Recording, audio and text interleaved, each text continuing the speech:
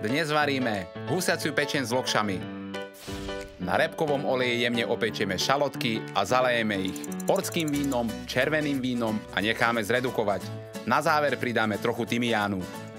Nakrájenú foie gras pridáme na rozohriatú pánvicu bez oleja, opečieme z oboch strán a preložíme na tanier. Výpek z husacej pečene podlejeme koniakom, portským a červeným vínom. Pridáme šťavu z pomaranča, maslo a necháme zredukovať na sirup.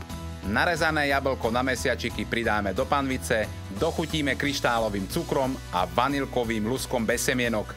Do redukcie s jablkami poskladáme lokše, aby do nich vsiakla aróma. Servírujeme tak, že na lokše pridáme jablka s vínovo-koniakovou omáčkou. Husaciu pečeň dochutíme štipkou morskej soli, pridáme pečenú šalotku v portskom víne a polejeme tukom. Na záver môžeme dozdobiť lístkami mäty.